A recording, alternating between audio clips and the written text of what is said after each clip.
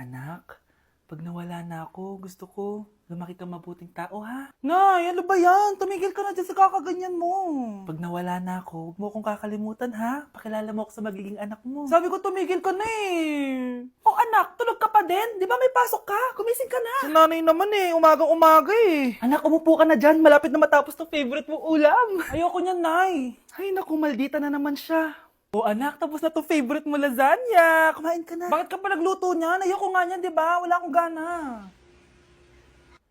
Anak, anong oras na oh? Matulog ka na, ha? Hindi, Nay. Magpupuyat ako. Ano ba, anak? Bakit ka ba ganyan sa akin, ha? Magpupuyat ako! Kasi miss na kita, Nay. Miss na kita, Nay. Happy Mother's Day, Nay. Hala, bukas na pala pasahan nito. So, ano na balita ng revision ng thesis natin, Samantha, ha? Babe, ano ba? So, ano na balita sa revision ng thesis natin, Samantha, ha? Hala, di ko pa nagagawa yung thesis namin. Nagka-emergency kasi. Sus, emergency? Kasama mo lang naman jowa mo. Tanggalin kita sa group dyan, eh. Patay, lagot ako neto, babe. Paano niyan tayo? Ay, mga bes, huwag kayo mag-away-away, ha? Kumalma kayo. Sabayin niyo muna ako, ha? Jopay. Kumusta ka na? Huwag ka nang mawala. Ngayon. Teka, si Scarlett ba yun?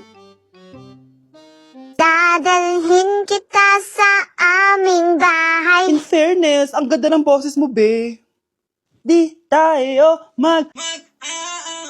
aalis tayo. Sa tunay na mundo.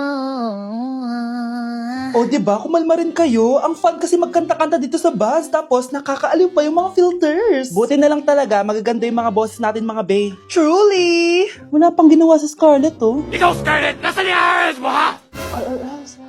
Ay, sorry. Wala din pala ako. Wait lang, gagawin ko na, ha? Sorry na.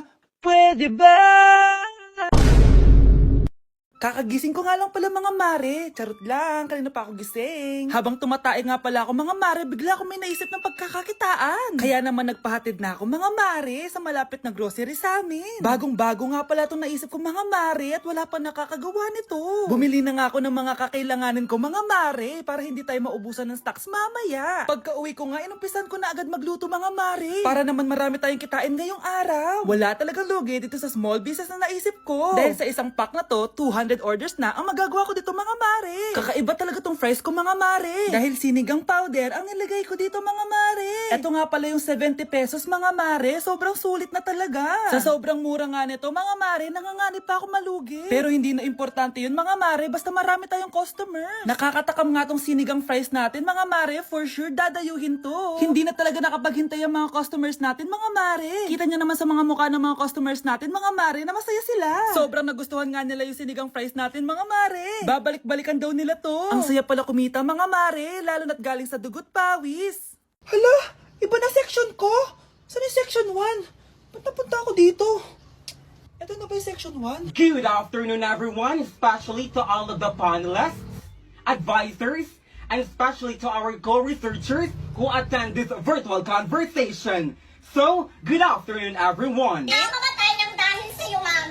Ibig sabihin po nito ay kabayanihan ng mga Pilipino na isinakripisyo ang kanilang buhay para sa kalayaan ng ating bansang Pilipinas. Huwag lang tayo puro salita! Dapat ipinapakita din natin sa ating ginagawa! Ikaw, bago ka lang dito, di ba? What is the biggest mistake? Ma'am, the biggest beef stick. Anong beef stick, ha? Alis na ako dito. Mga anak, wala ba kayong mga assignment, ha? Ay, nakauwi na din. Mag-grow a garden muna ako.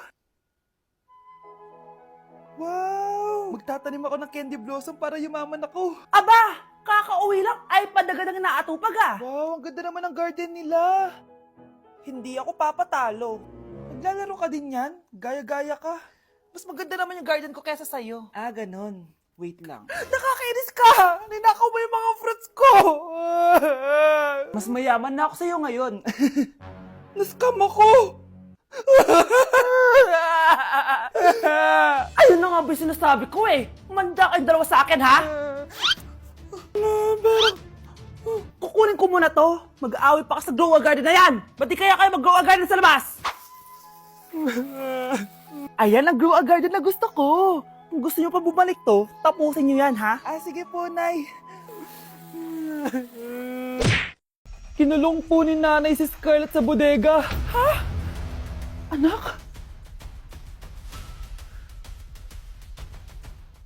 Anak?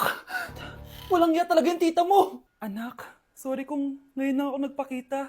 Pinakulong kasi ako ng babaeng yan. Deserve mo makulong. Ikaw ang ikukulong namin dahil child abuse ang ginagawa mo. Ano? At hindi mo na din makukuha ang 50% ng mana. Hindi pwede! Nay, masaya ako na nandito ka na. At hindi na din tayo maghihirap dahil sa pamana ni tatay. Masaya din ako, anak. Siyempre kasama ka dito sa Manta.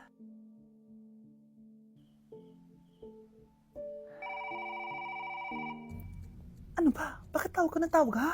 Oo, wala silang kaalam-alam. Sige na, baka mahuli pa tayo.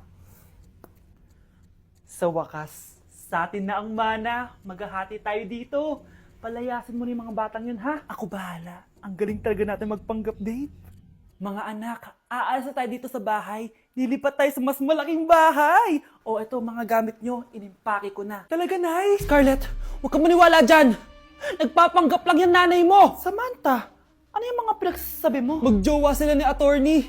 Sinet up nila tayo. Ganyan ba ang ugali mo, Samantha? Kaparehas ng nanay mong sinungaling? Samantha, ano ba? Kung ayaw mo sumama, edi wag. Sige, kung totoong anak mo talaga si Scarlett, saan at kailan mo siya ipinanganak? Ang dali naman yan. Edi sa Manila. Pinanganak ako sa ibang bansa. Hindi ikaw ang nanay ko. Ay, oo nga pala, sa ibang bansa pala. Sorry, nakalimutan ko. Ang dami namang drama. Total, nasa amin na ang mana. Umalis na kayong dalawa. Kung ayaw niyong pati kayo, ipakulong ko. Kung meron mang makukulong, kayong dalawa yon. Salamat sa pagtawag, Samantha. Inaaresto kita, attorney, sa kasong panloloko. Palpak ka talaga! Naisahan niyo ako ngayon, ha? Hindi pa ako tapos sa inyo. Talagang sinira mo yung sarili mo, attorney, para sa pera. At ang dami mo na palang naloko. Samantha, huwag na tayong maghiwalay, please. Oo, Scarlett. Dito lang ako palagi sa tabi mo. Kayong dalawa, mag-ingat kayo palagi, ha? Gamitin niyo na maayos sa pamana ng tatay niyo. Salamat po. Okay, class. Magsisitting arrangement tayo, okay? Scarlett, tumabi ka kay Cheska. Sige po, ma'am. Hi. Oh, bago ka lang ba dito? Oo, sana maging close tayo. Paalala ko lang sa'yo. Nasa room na to, ako ang prinsesa dito. Okay? I like your hair. It's giving squatter. Sa subdivision kasi namin, uso ang reband. Ew! 2025 na, naka-Android ka pa din? It's giving blurred cam. So, boyfriend mo pala si Michael? Bakit kanya pinatulan? Sa mukhang yan? Yuck! Ang pangit ng... Okay, class. Oh, Jessica, buti pumasok ka pa. Ang dami mo na miss na quiz. Bagsak ka na sa akin. Nagbakasyon ako. Na-stress kasi ako sa'yo. Ang dami mo kasi pinapagawa. Aba, bakit? Hindi lang naman ikaw yung pinapagawan ko. Lahat kayo. Ano ka dito, prinsesa? Oo. Sa bahay namin, ako ang prinsesa. Kaya kayong lahat, sumunod kayo sa akin. Pumunta ka sa guidance office. Hindi po, ate. You go to the principal's office. Tandaan mo, kami ang nagpapasahod sa'yo, di ba? Ano nangyari kay ma'am? Hala si ma'am! Ang ganda-ganda ko na naghanap ka pa ng iba. Hala, heartbroken ata si Cheska. This sir, feeling main character kasi. Tumatawa ka? Masaya kayo, ha? Kapag heartbroken ako, bawal maging masaya. Eh ano naman kung heartbroken ka? Pakinamin. Oh, come on, Samantha. Hindi mo pa naman na-experience sa magka-jowa. Kasi walang nagkakagusto sa mukhang yan. Hi! Ako pala si Scarlett. Bago lang ako dito. Oh, pake ko. Tsaka tanggal mo nga yung makeup mo. Dapat ako lang yung maganda dito sa school. Sino ka ba para utusan ako? Feeling main character? Kadiri? Anong sabi mo? Mag-sorry ka sa akin! Sorry! Not sorry. Tsaka mukhang asin kapag may ibubuga ka na. Nakahanap din ng katapat si Cheska. Walang yatong babaeng to. Ako ang main character dito sa school. Bye! Humanda ka sa akin. Anak! Itigil mo muna ang ginagawa mo! Oh, bakit po, Nay? Kasi may challenge ako sa'yo. Kapag nanalo ka, may prize ka na agad. At pwede ka nang gumala at pwede ka na magka-jowa. Game ako dyan, Nay. Okay, eto ang challenge mo. Kailangan mo lang i-battle flip to. Madali lang, di ba? Ay, yan lang. Basic. Go!